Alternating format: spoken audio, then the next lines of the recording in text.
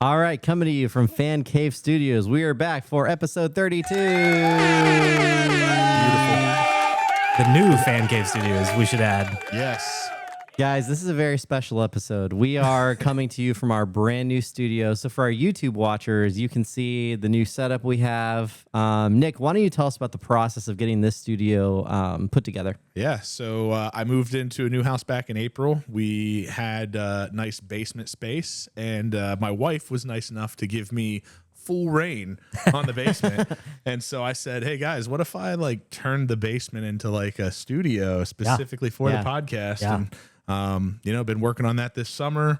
It was framed in a little bit, but we had to do a ton of work into it. I'm going to have to post some pictures and video and stuff that I took over the course of the process. But this looks nothing like when we helped you move in. So you did a lot of great work. Yeah. No, I'm excited that we're in here finally. I love how it turned out. Ben did the design work a little bit, helped to visualize it. I just tried to match the picture. You did amazing, there, yeah. So And like our sign has a hole now, which looks great.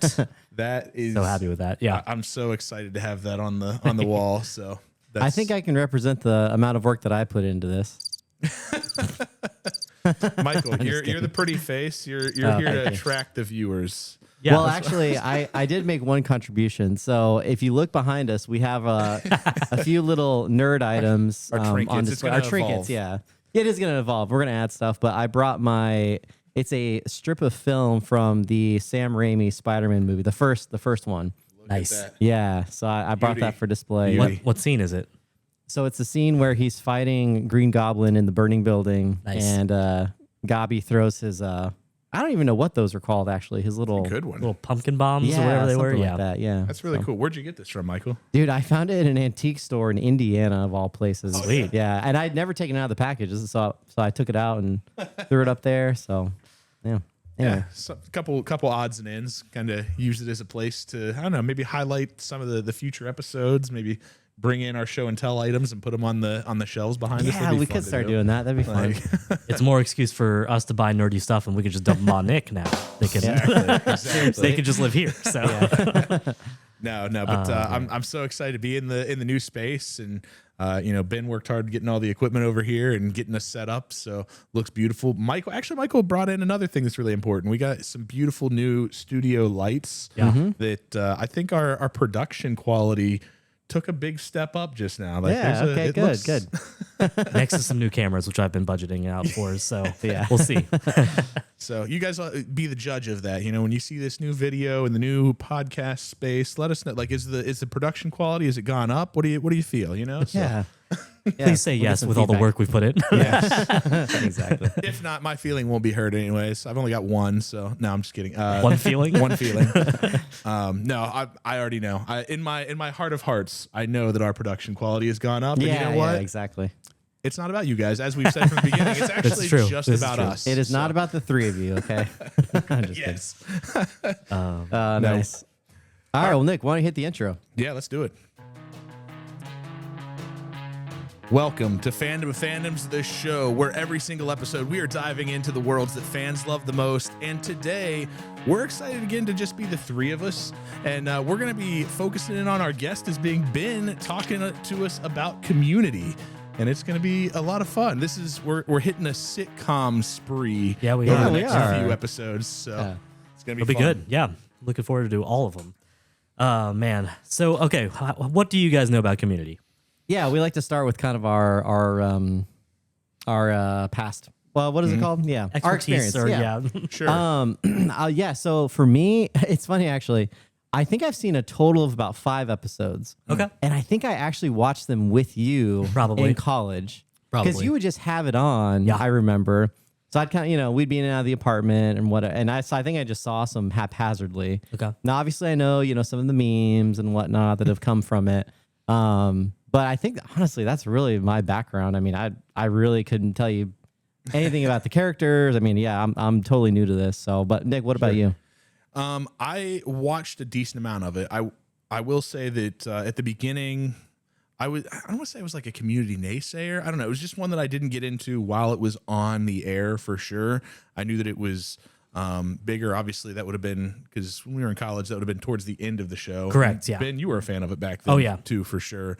And I hadn't gotten into it yet. I didn't watch a ton of sitcoms at that point. Now I feel like I've seen a bunch. So that was actually how I got into Community. Was I watched all of the sitcoms that I had wanted to watch, and then I got to Community. It just kind of worked down the list finally, and then I was like, you know what? I haven't watched Community yet. I know, that Ben loves it. I know that there's a lot of followers. It's like a cult classic. Is that It fair is to a cult, say? absolutely a cult okay. classic. And so I sat down. I've watched it, but I don't know it well enough that I could say like I could quote it. You know what I mean? Yeah. Like I've seen Scrubs and The Office and How I Met Your Mother and some of these other ones enough that I could quote just random parts of deep cuts from the episodes and stuff like that. But I do not have near that amount of familiarity with Community. When I think about it, though, I know that there's definitely some specials that I'm sure we're going to get into Yes, later. we are. That's big into like that community scene. So that kind of makes it. I mean, it sets it apart from other sitcoms, I think, to some degree. But with that in mind, let's kind of, for our listeners that maybe you're not familiar with Community, we always like to give a little bit of an origin / overview of the show. So here's what Ben was nice enough to type up for us. Community was a sitcom that ran for 6 seasons between the years of 2009 and 2015 about a group of 7 community college students and the study group that they formed, and it turned into a friend group that went on a wide variety of adventures. The show was known for its meta humor, references to pop culture, and extremes to which the episode plots would go. Sorry, it's small. I'm having trouble reading today. Apparently, I need to get some reading glasses. Oh no, Nick. I know. I'm getting old. Jeez. It faced a tumultuous time on air, changing networks, showrunners, main cast, and more, but still developed a cult following that is still hoping for the new movie and to the 6 seasons and a movie, which I'm sure we're going to get into Yes, we later. will. Yes. Yep. Oh man. Yeah. Thanks for very writing cool. that, Ben. That's good Yeah. stuff. Yeah, well written. Well written. So I think I mentioned this last time, and I think Nick, you said you were surprised. This is probably my favorite show. Yeah. yeah, yeah. which I It don't was think you. I knew Yeah. that until you said it on air, and I was like, oh, I don't think I knew that. Yeah, it's just perfectly my sense of humor. It pushes so many bounds. There's so many little jokes that you don't catch the first time around. Things that happen in the background that we can talk about too. That just there's so many things about this show that just perfectly are in my like little target, my box. Well, that's kind of a great segue. So what got you in the show originally? Yeah, I was in 2009. I would have been in at UC, so studying at University of Cincinnati, and I had a friend who didn't go, but like he and I hung out on the weekends. And he started watching the show and said, "Dude, this show is hilarious. You need to start watching it." And so he and I started watching it together, and then I got my mom into it. Nice. And so then we would just watch it every week. And again, it's just so quirky and random, and it like especially if you watch it from season 1, if you watch an episode from like the first 3 or 4 episodes, and then jumped to season 3 or 4 and watched a random episode from there, it's so wildly different. Like the characters have expanded so much beyond what they were in the first season that like it's like so it's some interesting character arcs there. Everyone just kind of becoming their true selves. And I mean, anytime that this is one of the shows that actually introduced me to D&D. There's an episode No in way, season that's 2 funny. about D&D that introduced me to like, I mean, I knew about D&D, but like what gameplay was like and everything like that like, yeah, it ticks so many nerddoms for me. That's pretty cool. What is about the franchise that just keeps you coming back? It's easy to watch for me. Like, so there are overall arcs and stuff like that, but every episode is very standalone. It'll make references to other episodes, but you don't ever have to watch like episode 1 to 10 or whatever. I can appreciate that with a sitcom Yeah. specifically, because I think we've kind of lost episodic TV in a sense, Yeah, I would agree with that. So I like that you can just kind of watch some and like, you don't have to necessarily have like the full, Yeah, the sure. full story. Yeah, because like I mean, you get enough from all the characters, so, like their types, their backgrounds, and everything without having to watch everything. But it is fascinating to watch it though. And then, like I said, for me, like there's just so many like extreme episodes that it breaks the bounds of what other shows would do. That I mean, there's an episode where they do Ken Burns style documentary about a pillow war. That's funny. Like it's called Pillows and Blankets. Again, top episode. And again, like the whole campus, this whole community college campus has been split into two, and there's a civil war between the two.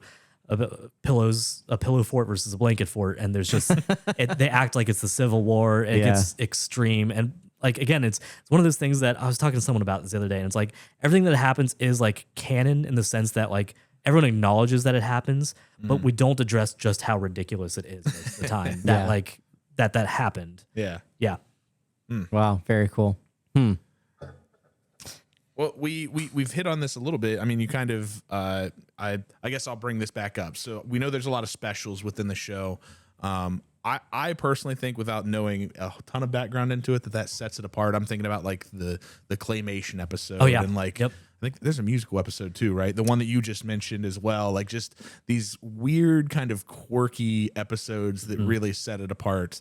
Is that the main thing, or are there other things about this particular sitcom that set it apart from? I think that for sure. Again, there's a lot of acknowledgement that it is a show, and that some of the things that happen on this campus are so ridiculous that like it's not real. They go to a joke college. Well, which is funny because the show is based on the showrunner's actual community college experience. I was reading about this. Roughly. Very roughly. Yeah, roughly. Dan Harmon, the showrunner. He was at, I took some notes here, Glendale Community College, which didn't you live in Glendale? I did. I lived, in Phoenix, Glendale area. Yeah. And this college is Greendale. That's funny. Yeah, so he didn't change a lot there. Yeah. But Dan Harmon went on to, most people would know him from Rick and Morty, if you know that show. Oh, really? He went on to create that. No way. He's yep. Wow, I did not know that. Yep. Okay. And I mean, plenty of other things. I think like he had a big cult following called Clone High. It was on Cartoon Network for a while, I think. Okay. Yeah, I haven't heard of that one. That was that one only got like 2 seasons, but the people who love it. And again, like I think that's true of like all of Dan Harmon's stuff from what I've seen. Like as they each have like their own pocket of followers, and so like Community is no different, because while it was on, it was never like the most popular show. It was never. We'll get into some of the background. There's a lot of drama behind the scenes of producing it and everything like that. But there were like network executives didn't like the show. But like again, they got such a hardcore following, like in such a small pocket, that they kept making it. Yeah, that's funny. Like so and it did eventually get canceled. I mean, NBC canceled the show after 5 seasons. Correct. Yeah, and then Yahoo Streaming picked it up, which that died. But Yahoo Streaming. Yeah, but I mean, so again, okay, we'll get into it now. There's about, I think it's the end of season 2, somewhere in season 3, around that. There was a show on TV for a while called The Cape. Basically about a superhero, and rings a bell. I feel like that does ring a bell. Was that NBC too? Yes. Okay, I think I remember that. It made like 10 episodes. Like it didn't do well.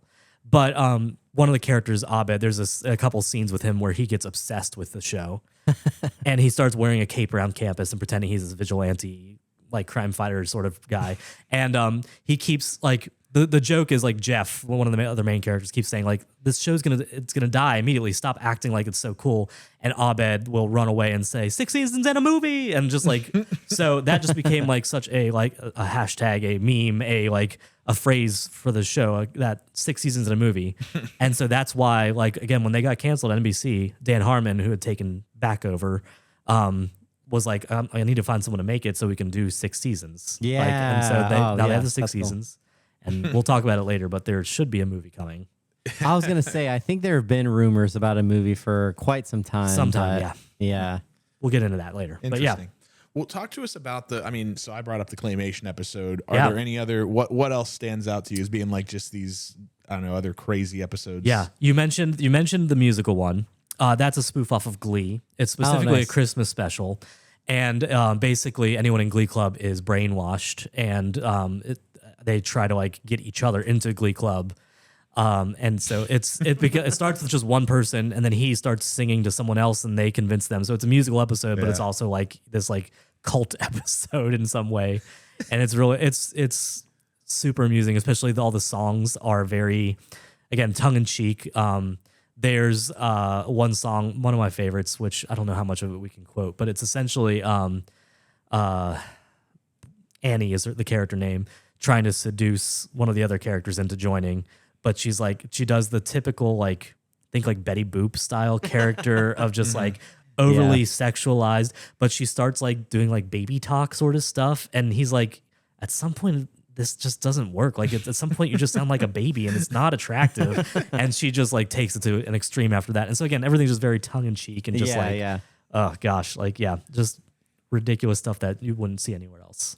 And the claymation episode, that was another Christmas special. Right? Yeah. Where one Abed again, like thinks that he is in a claymation special.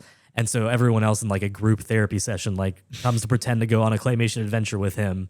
And it's John Oliver, like the psych professor, leading them through it to try to get him to like figure out what caused this psychic break or whatever. But so it's just the D&D one I've talked about, which has like the prologue, like voiceover of Galadriel, just like over the whole like thing. It has someone doing that like throughout. So it's just, and again, it feels very like, even though it's like 6 people sitting around a table playing a game, like it has like this epicness to it. I don't remember that one. I'm gonna have to go and watch. It's that a good episode. one. Yeah, you're making me want to watch this. Wow, that's funny. It sounds like this was just a true creative outlet for Dan, and I guess for his whole team. But that is pretty cool that like he could have that kind of outlet, you know, where it's like you just basically try anything, and it seems like Community was the perfect like conduit for that. You Absolutely, know? yeah. Gosh, and then there's another episode later on where there's this whole rivalry with another city college called City College. That and like gets to such an extreme point that the dean of the other college has hired a person to pretend to be a psychologist and put all of the main study group in like a therapy session where he's trying to convince them all that everything that happened at Greendale was in a psych ward. They're all in like a psych ward together, and then everything they've experienced is a group psychosis that he's trying to like coach them through. But like, and so that's just such an interesting episode of like going between, they like jump between a whole bunch of other scenes, and he's like very Shutter Island, like, a little bit, very exactly, Shutter Island for sure. So they take like popular movies and stuff like that and then spin them off into like a weird thing that happens on campus. Yeah. There's a Hunger Games sort of one where they're all trying to get into a class about the history of ice cream. But there's only like 6 spots left, and so like they have a Hunger Games style competition to see who can get this like last 6 spots in the class. That's so funny. Again, just everything taken to the extreme. Yeah, that does remind me of Seinfeld a little bit, because Seinfeld did something similar. They would take things that were like in pop culture or just current events, really, and kind of put their own little spin on it. You know, there's a JFK episode, the Schindler's List episode. I'm trying to think of those off the top of my head, but anyway, it's kind of similar to that. I like that. But what this show does though is it puts it to such an extreme where everyone's in costumes and acting like things are real. Right. But then again, at the end of the episode, everything's back to normal, and they don't like ever address. They might like make a mention every once in a while to it, but other than that, they're like, no, that wasn't the thing. Well, nice. If you were having somebody start this show, is the best place to start the beginning? That's tough. Because so all the characters start as like your typical, like one of them was a high school like straight A student who went on a psychotic episode, and then she couldn't get into real college, quote unquote real college, and so she ended up here. There's Donald Glover's character is supposed to be like a former jock who lost his scholarship, and like he was going to be a star football player at a big college, but then lost his scholarship because of an injury, and so now he's at community college because he can't do anything else. So things like these that are like the tropes that the characters are fitting into, right? Okay, yeah. So they start off that way, but by like season 2, even like they've just completely abandoned. There's like little bits of it here and there, but they've become so much of their own characters that it's hard to like say that season, especially the early episodes, are the like I don't know, like the main chunk of what attracts me to the series, at least. It's more like action, like just sitcom-y in the first season. When I think about comparing it to other things that are on, it was definitely very much the similar kind of feel of the character. Didn't get too goofy, I guess. Right, exactly, yeah. So what I would do, I think, is have someone watch the first episode. You get an introduction to the characters and the whole premise, which is that Joel McHale, the main character, Jeff, he starts this study group to try to get to know another character, Britta, like on an intimate level. He's like, oh, like let's do the Spanish study group together. We can. And he starts off just with the intention of it just being two of them because he doesn't invite anyone else. He says, "I've got the study group." He's kind of like a little bit of a sleazeball to start out with absolutely. at the beginning, right? Yeah. Yeah. And then by the then like next thing he knows, someone else had told about the study group, and then there's like these other people just showed up, and so now he has to pretend to be a Spanish tutor, even though he doesn't know anything about Spanish. That's hilarious. And yeah, so like I would start people with that, get the whole premise, like the whole general like understanding of how they came together, and then I would jump somewhere into season 2, even like the first episode of season 2, and I'm blanking out what the actual premise of the first episode is, but just like jump to season 2, and that's when it starts to like really show its colors in terms of like, okay, we're gonna break the bounds of like, we're in college a little bit, but such wacky things are gonna happen that like they're so unbelievable. Like I just watched one of the episodes of season 2 is there's a mission to space simulator that's sponsored by KFC. That's from like the 80s. So like they get stuck inside this space simulator. They have to like simulate their way out of it. But again, it's like all KFC themed. Like it's the Colonel talking to you like he's mission control and stuff like that. Funny. Like it's just again like taking things that are just to the extremes. Like And This truly sounds right up my alley. Yeah? I mean, it just this is all resonating with me. Awesome. Well, we're to our favorite part of the show where we like to put our guest on the spot to give an impassioned plea. I know you've hit some of the high points already, but have you thought about what your impassioned plea is going to be? I have, and Michael, I'm going to request Daybreak. Oh, okay. All right, got it. Yeah. Yep. It's just going to be a whole different vibe, and you guys are going to love it. All right, here we go. So let's hit that music. All right. Are you looking for just like a different show? Like just something besides the ordinary, like couples meet and fall in love, or like it is a group of friends hanging out, but you know what, we're gonna go on all sorts of ridiculous adventures. We're gonna talk to the Colonel, we're gonna play D&D, we're gonna go to like a Comic-Con where one of our members pretends to be like a famous actor. There's just so many of random hijinks that you won't see coming that tie together beautifully that I think anyone could find something to love in this show. Wow. And enjoy Daybreak. Well done. Was beautifully done. I can tell you put some thought into that. Yeah, you really did. So Daybreak is an inside joke in the show. So there's some speculation as to why they used it, but it was just like some stock like elevator music that they found that they started using. That's funny. Just like as background for things, because there was one episode where they had a bunch of ABBA music. ABBA? They had a bunch of ABBA music on, and they blew their whole music budget for the whole season on one episode. No way, that's funny. There's some speculation on Dan Harmon might have paid for it himself, etc. But like because of that, like they cut down the music budget a lot, so they had to start using like random stuff like that. Yeah, just stock. And so they started using this song like over and over again. And there's like characters like whistle it like. Just like, and so you just catch it so many times, and so that's so funny. It's such a weird, sounds like some hold music, honestly. Exactly. Like, yep.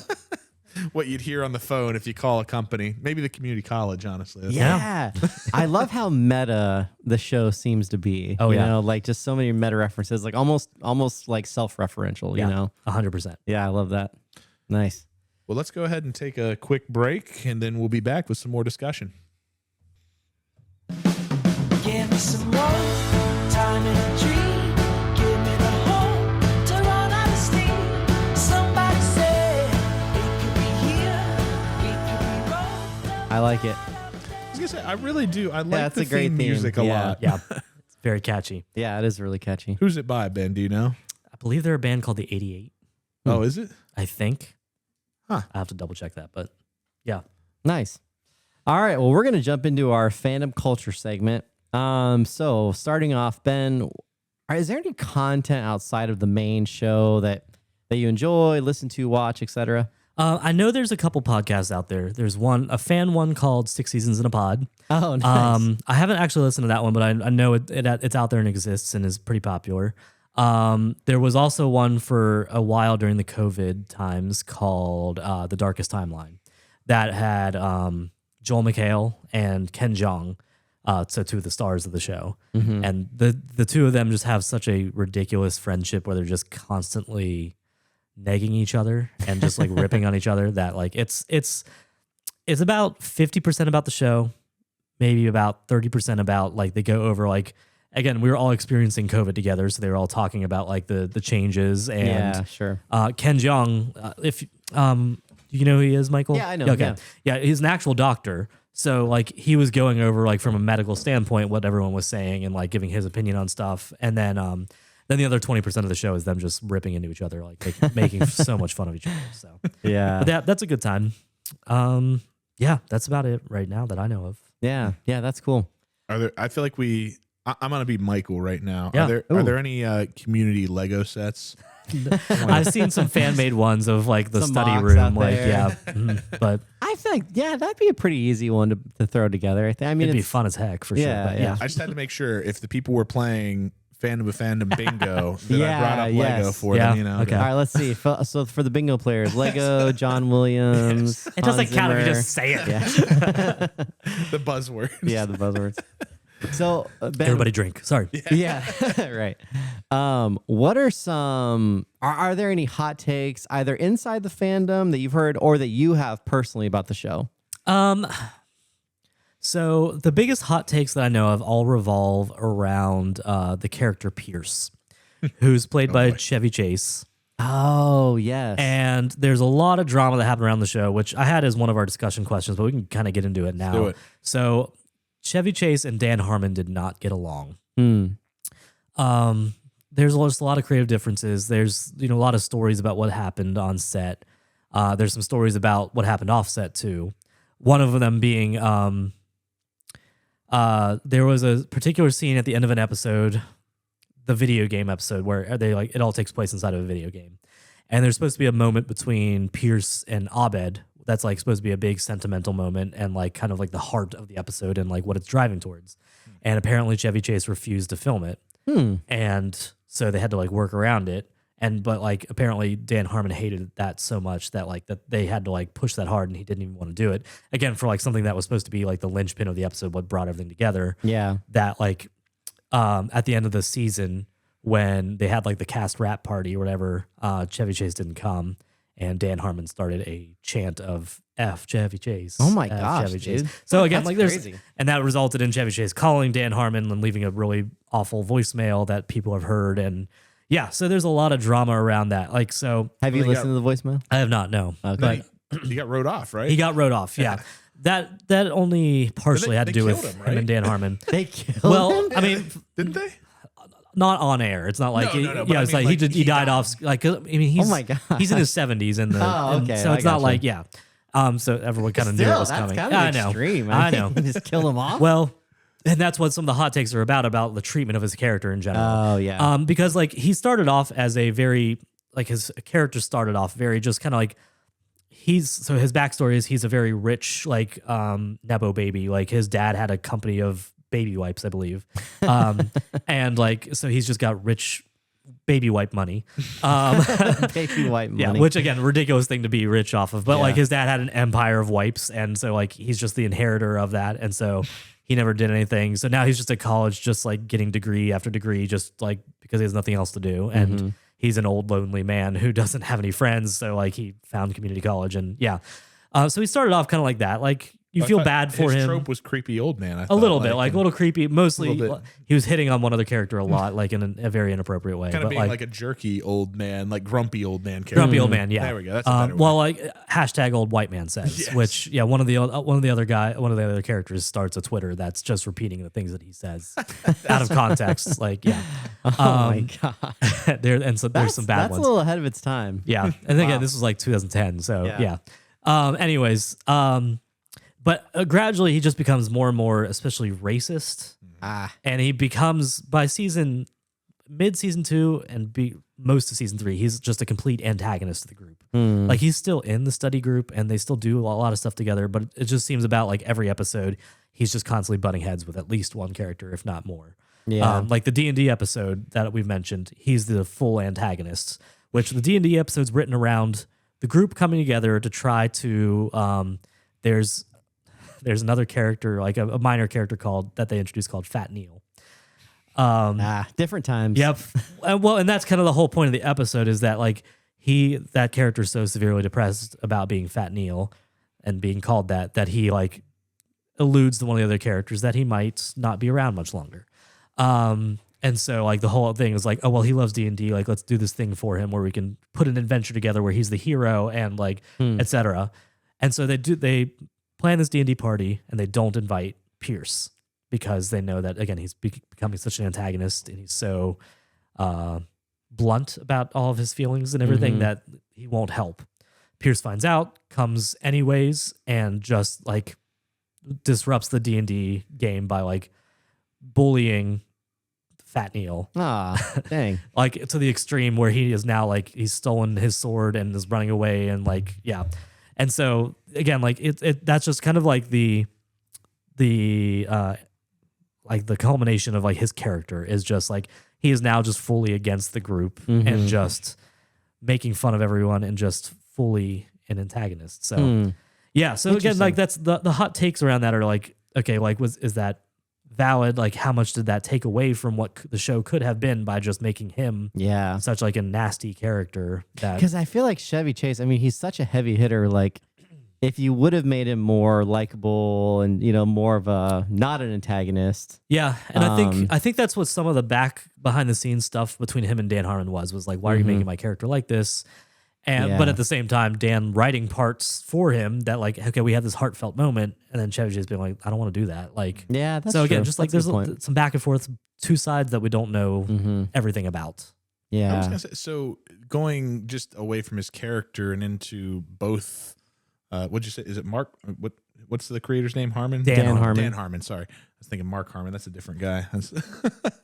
Dan Harmon and Chevy Chase, both kind of, I mean, like they've had some bad press, some like not so great things in the last several years, right? Like, I mean, it's just.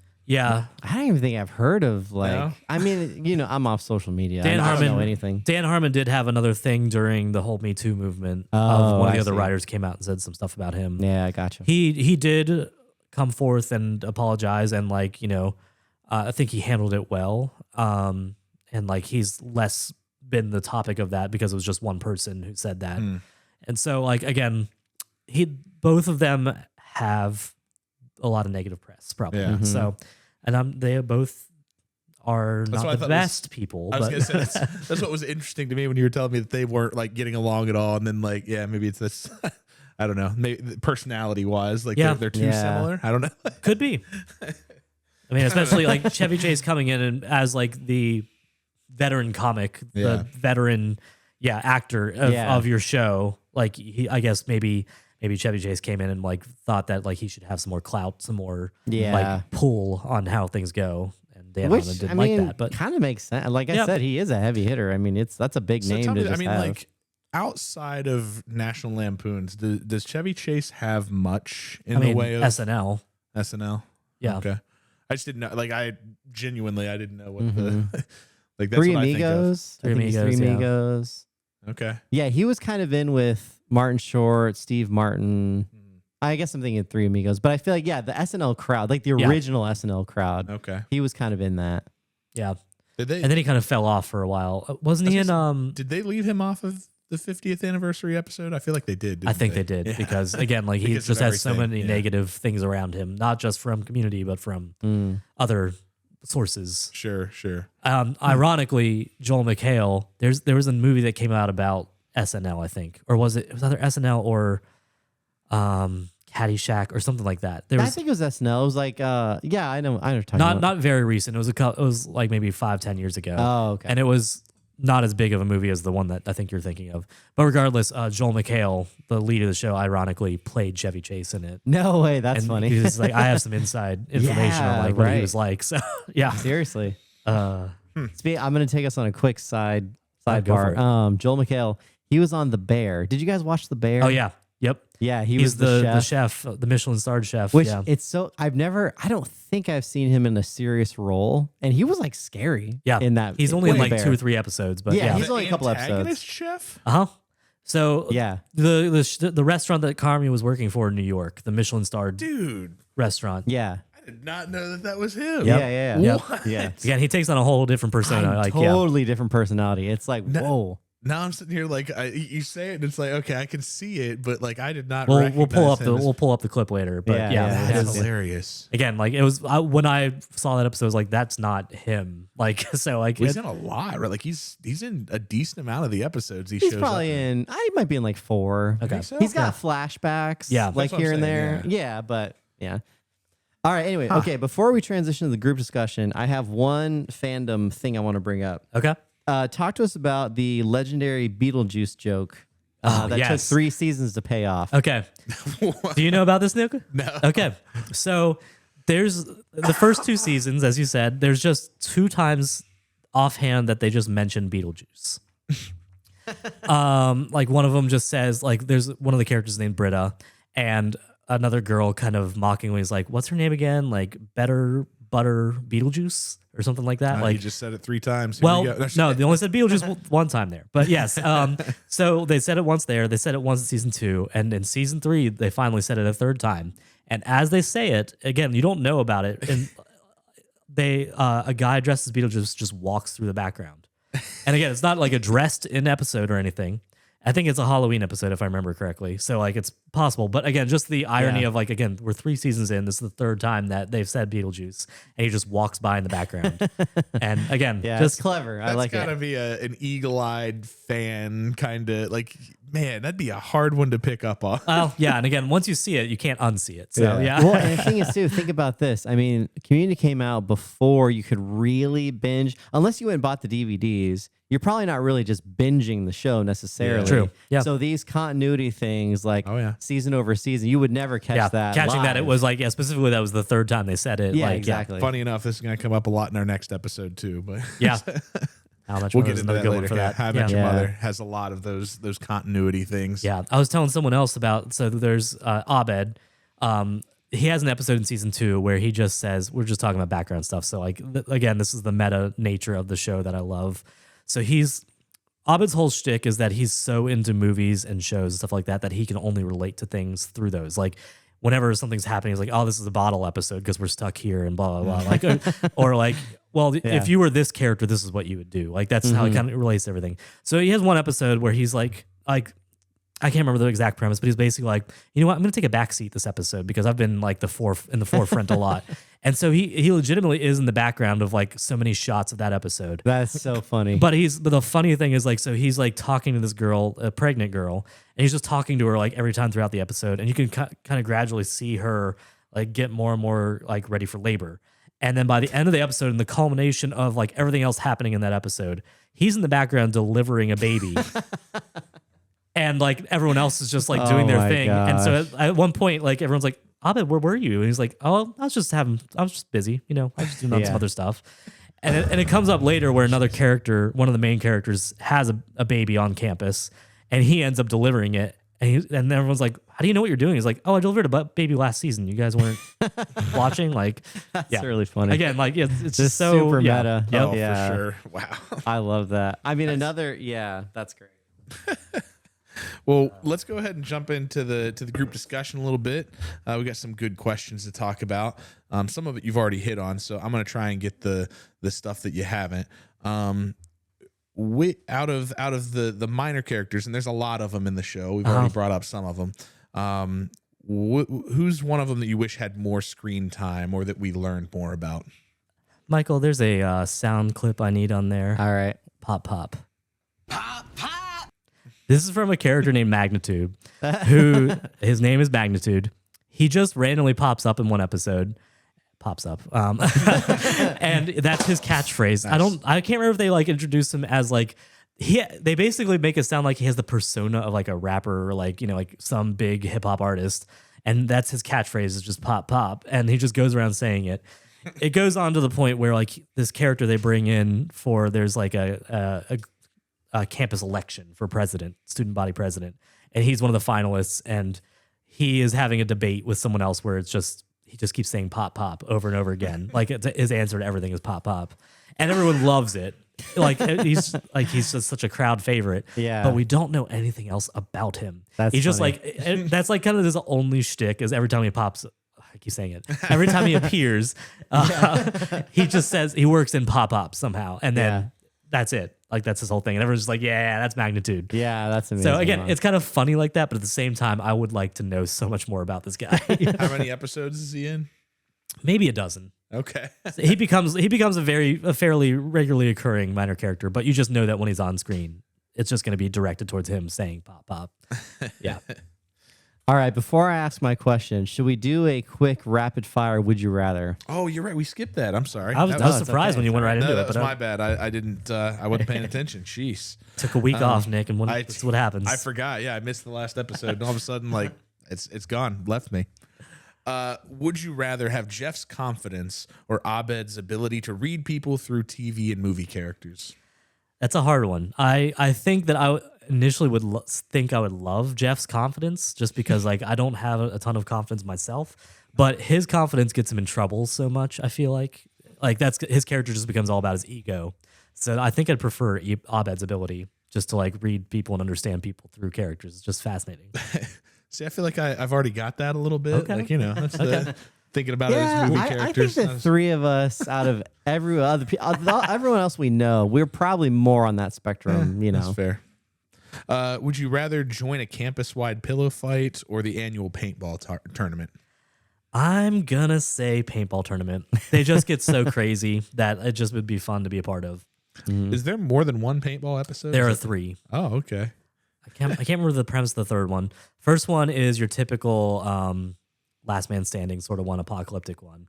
The second one starts off as a Western, but turns into like more of a Star Wars style nice. like shootout. I'm blanking on the third one right now, but yeah. Now, sidebar here. Either of you guys like play paintball? Was that something Like that you once did? in like One high time? school. I probably have like 4 times. Four times? Yeah. Okay. But That was- not in the last 5 or 10 years. I'm pretty sure. I may have told you guys this before. That was one of our my high school friends and I that we played paintball a lot. Oh, that's as- cool. as Nice. I didn't know that. Teenagers. So that It was always something that I was interested in getting into, but Yeah. paying for all the gear and stuff like that, it's expensive. Yeah, that's true. That's true. I'd rather pay for Lego. Yeah. Would you rather have Chang as your professor or your roommate? 100% professor. Gosh, he becomes so crazy by the end that like his character goes through what he calls Changnesia, where he forgets all about his past. But anyways, he'd just be unbearable as a roommate. So at least as a professor, he's just a little crazy and just like you can deal with him for a little bit of time. Would you rather be stuck in the dreamatorium with Abed or the study room while the group is in the middle of an argument? If I don't have to be involved in the argument, the study room with the group for sure. Well, it's like you're watching the show. Yeah, exactly. There's a literal episode about being stuck in the study room because they lost a pen. Oh, that's funny. Would you rather play D&D with the study group or make a student film with them? I'm going to surprise you guys. I think you'd think I would say D&D. I was thinking you were going to say that. Yeah, But they're I was all thinking just that. so ridiculous that I think actually the student film would be fascinating. Like just to see like that it's going to be chaotic and I don't know if we're going to get an end product, but I feel like something like that would be super fascinating. Nice. Would you rather perform with the Glee Club or Vaughn's band? Oh gosh, that's another Who is tough Vaughn? one. Vaughn is a minor character who's just in a couple episodes. He's your typical like surfer guy, super into hacky sack.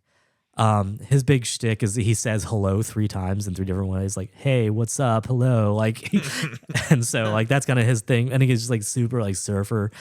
A couple of the female characters have like a romantic fling with him, but he has one episode where he has a band, it's kind of reggae style band, which he's a super white guy. So like, again, like really just funny. just awkward. But he has a song he wrote about one of the members that he broke up with called "Getting Rid of the Bee."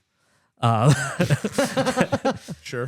Oh my god. So yeah, but I think I'd rather be in Glee Club. Even though like when you're in Glee Club, you're brainwashed. It seems like way more fun, honestly. it's funny because you could fit in perfectly with either because you kind of did both. I kinda in did, college. yeah. I mean, for the most part. Yeah. So I'll try and do it like the character. Pop, pop, or Streets Ahead. Pop for sure. So Streets Ahead is a joke that Pierce tries to like coin. He meaning that something is super advanced or something like that. Like it's super cool because it's streets ahead or whatever. And he like tries real hard to like get it be a thing. And I think I've been there. I think I've tried to get things. You've going. tried to. I feel I've like tried to get some things going. You've tried to get nicknames for yourself. I feel like. Well, okay, that's not true. Stop trying to make fetch a thing. Okay, yeah, Mean Girls reference. Oh, I was like, what are you talking about? See, Ben, see, I knew that. This is why Ben gets all my references. He knows. Yeah, he does. Nice. All right, let me jump into the question here. Okay, so we've talked about 6 seasons in a movie, the kind of that whole part of the show. What's the darkest timeline hashtag? Okay, so you said you know a couple of the memes from the show. Yeah. You know the scene with Donald Glover just carrying a pizza box. There's just fire going on and everyone's screaming. I don't know if I know that one. Oh, honestly. really? Yeah. Is that from the? Let me look it Pillow up. Fight No, episode? it's from an episode called The Darkest Timeline, I believe, or it's Chaos Theory, I think. Okay. Remedial Chaos Theory, something like that. Anyways, so the whole premise of the show is they are having a house party, and they're all sitting at the table, and the pizza comes, and they have to decide who's going to go down and get the pizza. So they decide who's going to get the pizza by rolling a die. Yeah, that's pretty funny. We'll put the meme Yeah. up. It's a very classic meme. Yeah, that's Just okay, that's pure good. chaos. Anyways, so like the whole premise is around they roll a die to see who has to go downstairs and get the pizza. And the whole show is like, okay, well, that means if we're rolling the die, there are 6 different possibilities of what could happen. And Abed dictates that means there are 6 different timelines now. That's funny. And so one of the timelines, that one that the meme comes from, is now called the darkest timeline. One of the characters loses an arm. Troy, the main character, loses his voice because he tried to scream out a fire. Like again, someone got shot. Like again, there's like a bunch of things that happen. Yeah. That again, like they then refer to it as the darkest timeline. And then that became like during the initial Trump years, during COVID, et cetera, just whenever something like we're in really bad times, it's just a hashtag that like community fans now use. It's the darkest timeline. Oh, like, that's funny. because again, the idea that like because we rolled a 4 or whatever the number is, this is where we are, as opposed to if we had rolled a 1 instead, things could have been way different. Which is kind of funny that there's even that like timeline like reference, because the Russo brothers, I think, directed at least a handful of episodes. They did, yeah. Which Wait, what? for our fans, the Yep. Russo brothers directed Infinity Game, oh my gosh, Infinity War, Endgame, and they're directing Doomsday, and they're all about the crazy timelines. Yeah, I and can't remember which explaining that, episodes and- they yeah. directed, but they were very early on Yeah. partners with Dan Harmon on some episodes. Really? Yeah. Yep. I didn't know that. Yeah. Huh. Oh, it's my turn, isn't it? Let's see. Okay. So we've already went into this. We've got paintball episodes. You said there's several of a couple D&D episodes. I think we only talked about one. Yep. Some Christmas special episodes. So, is there any other sort of episode that you wish that they'd done a sequel or a continuation of, or maybe more of those types of episodes? They ventured into claymation, like we said. I wish they'd done some more. They also did a puppet episode, which is great. They kind of did a little bit of an animated like end credit sort of thing, which we haven't talked about end credit stuff yet. But I wish they'd done a whole episode as 2D animation, just like again along those lines of just like we're in this alternate universe sort of thing, and yeah, just like fully give into like let's give some cool animators, especially now that Dan Harmon has so many animation connections. Like would have been cool to like get some of that in there, just For to sure. represent all the characters like that. Yeah. Nice. Which of the main characters do you feel like changed the most over their arc on the show? Initially, I would probably say Donald Glover's character Troy, because I think we kind of mentioned before he comes in as a jock, like former football star who now he's in community college because he injured himself and can't play football anymore. But by like season 3 or 4, whenever his arc on the show is done, he's just fully given into Donald Glover's weird quirkiness and him being best friends with Abed. That's kind of like his whole thing. He's just like an off the wall character. There's no reference to him really being a jock anymore, like or athletic That's or funny. anything. It's just Yeah. like he's just like a weird, quirky guy, and I love that because again, like part of it is like they talk about like this show in general or this campus in general, like just turns people crazy. So like, yeah, That's fun. Sure. We can relate to that. that's so Mikey. Give me one of your favorite running gags in the show. Are we talking about like the end credit stuff or? I would just Or say running I think gags in that's a little general? bit different. Yeah, running gags, things that keep on coming back. I mean, like I would consider like the Beetlejuice thing. Apparently, is a running gag. What's the? There's another old character named Leonard, just another old guy on campus that we don't know a ton about, but he and Jeff just have this thing where Leonard will say something snarky to Jeff about him, and Jeff will just get mad and say, "Shut up, Leonard! You smell like eucalyptus," or something like just something vaguely insulting. That Hey, that smell. I like that smell. maybe it's not eucalyptus, but something random out there that like he'll just say some offhand like I don't know, like, "Shut up, Leonard! I saw your son the other day, and he looks like he lives on your couch," or something like that. Like just something like just vaguely insulting, like kind of like okay, but at the same time like yeah. Yeah, that's pretty funny. Well, you've mentioned the end credits a couple of times. I mean, what's your favorite end credit scene? Yeah. There's a running gag of those. That's why I asked earlier. That's called Troy and Abed in the morning, which again I mentioned just a minute ago. Troy and Abed's just bro-ship, their friendship that developed over the years. And they have a fake morning show where they like sit down and like talk about like, like your typical like Regis and Kelly's style of just like, oh, we're going to have a guest on who's going to tell us all about their new movie and stuff like that. But like they will not, there's no cameras. They're not like filming anything, but they sit in the study room and act like they are. And there's a couple of end credits scenes, which end credits are a big thing in Community. Every single one is like completely different. And there's like a weird tag to the show that usually have nothing to do with the overall arc of the episode, but they're just offhand, like 30-second little skit sort of things that are just crazy and out of nowhere. So yeah, like there's a recurring season or a couple of those where they have this morning show, and they'll have like they had Jeff on one time, and they're like, "So Jeff, tell us about your new movie," and he's just like, "You guys just." What are you doing? Like, there's no cameras. Like, we're just sitting in the study room, and they're like, set up this clip for us. And he's like, what clip? Like, and then the two of them are just like, that's a good one. Thanks for coming on the show. And so again, like, and no one else knows what is going on, but they always loop them into it, and yeah, just crazy. Yeah, that's great. Wow. Nick, I know you have one. I did. Yeah, and there's a soundbite right that you pulled up. That was the one that I thought you were gonna bring up, but I love that one too. But yeah. The Spanish rap. Oh, okay.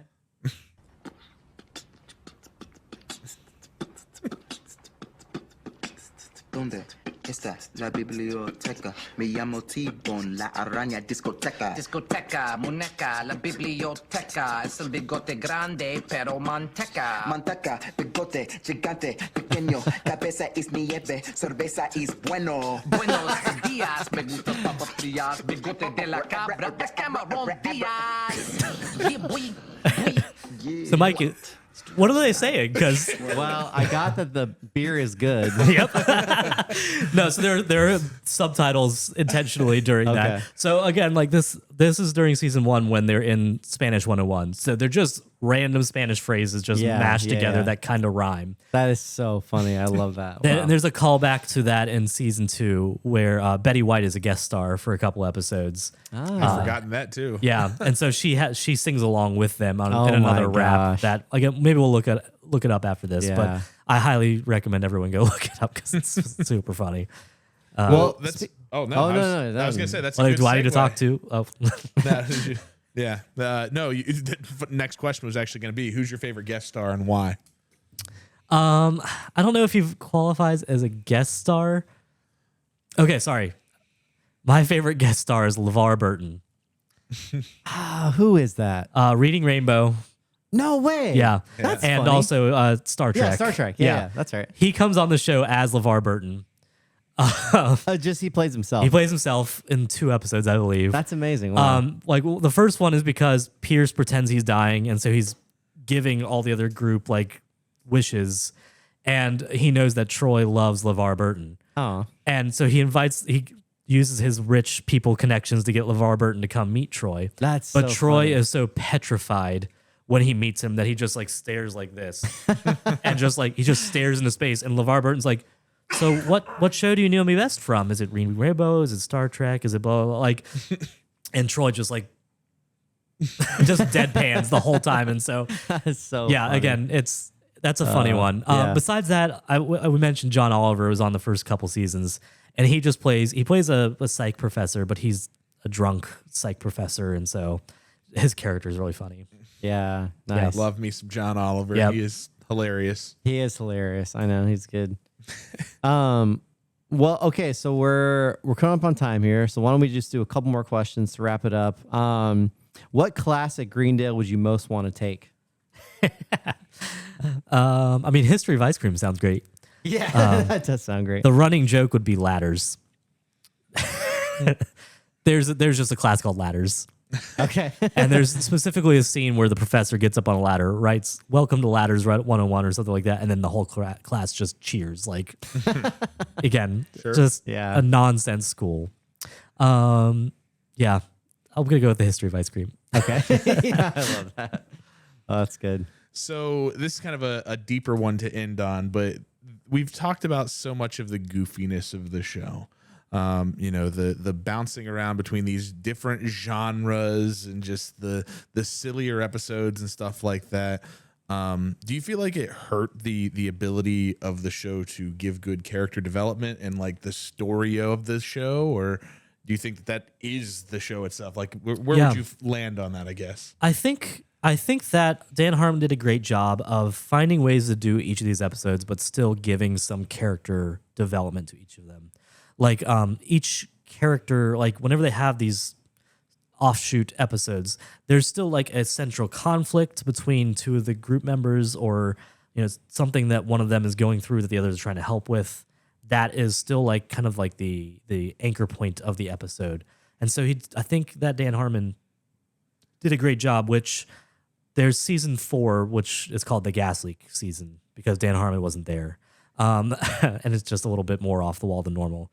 But like again, like they do a good job of still addressing one of the characters' insecurities or fears or things that they are trying to get over, while doing it in different ways every time. That I think that it works still. Like I think we still get good character building and history between them and like chemistry that. Like the stuff happening adds to it more than it takes away from it. See, here's where I think that, and this is me maybe being on less like knowledgeable about the show, but to me, because it has that very much a Seinfeld episodic feel to it, that there's not a lot of like ability of the characters. Like the characters are there as, I mean, you talked about the tropes. Obviously, they don't stay as those same tropes from the beginning of the show, but then they just come like. To me, as I'm watching it, I'm just watching it because it's funny. It's, you know what I mean? Like I'm not watching it for an overall story. I'm just watching it because it's goofy, it's fun, it's a good time. Which again, which we're going to get into later, I think we'll differentiate this between the next sitcom that we're going to talk about quite a bit. I guess I will say that like there's not as much like season or like A to B character arc. But you still get enough about each character in each episode that like every episode you watch builds that character a little bit more. So there's not like as much of a overall story to the show, but you still get some of that stuff that I feel like you don't get from other sitcoms. Yeah. Yeah, that makes sense. Wow, Ben. Well, thank you so much. I'm happy to do it, man. I'm always happy to talk about community. Yeah, this is a great episode. Nick, what's coming up next for us? Yeah, so I'm gonna be the guest on the next episode, talking about How I Met Your Mother, which is my favorite show of all time that I always come back to. And favorite sitcom of all time or favorite show of all time? That's tough. There's a difference. Oh, that's tough. I think I'm gonna go favorite show. Like Wow. Okay, cool. I've watched it a lot. Like, many times I've watched it, and if there was one thing that I would say that I am the most well-versed, like I know it inside and out. If I was going to go to like a trivia night, I bet you I could answer pretty much any question that somebody threw at me about it. Like I don't know. I've always appreciated it a lot, and I'm hopeful that I'll be able to bring up some stuff that, I mean, I know Ben's a big fan of it too. So some stuff that he hasn't necessarily heard of before. Certainly Michael, since I've never seen it, so I'm excited to be exposed. It's a good one. I'm hopeful that I can convince you. I know we're constantly working to convince Michael to exactly get into these things. Yeah. But yeah, that's the next thing. hinted at it though. The next thing for the fandom of Community, what we got there? There is, for a while, there have been talks that a movie is in the works. Dan Harmon himself has confirmed it. The biggest thing is that he said that getting everyone on the same schedule now that everyone has become big stars is a lot harder. Especially, Donald Glover is meteoric. Joel McHale's always big. Ken Jeong has been a very active actor. He's gotten big. Yeah. So again, there's just so many of them that getting everything on the schedule has been difficult. Sure. So he said, don't expect it anytime soon, but it's in the works. It's still Is there happening. a script, or he just he supposedly really, there is. Okay. And so Donald Glover gets written off midway through season 4, just because with Dan Harmon being gone, the show took kind of a different route in general. Donald Glover wanted to try his own thing, so he asked to be written off the show, etc. So he's been gone for 2 seasons, and then but they've confirmed that he's coming back for the movie. No way, So that's cool. Nice. Yeah. So again, it's just a matter of getting it on their schedules. Yeah, that makes sense. Well, I would say it's been a very successful first episode in the new studio. Yeah, I know. I'm so happy. I'm excited to record here for the future episodes, and we'll catch you guys all next time. Thanks for joining us on this episode of Fandom of Fandoms. If you had fun, be sure to follow us at FOF.pod on Instagram and Threads, and at Fandom of Fandoms on YouTube. Make sure to leave a rating or review wherever you get your podcasts. It really helps new fans find the show. Lastly, if you've got a fandom you want us to cover, shoot us an email at fandomofpodcast@gmail.com. Until next time, keep being passionate, keep being curious, and keep being a fan.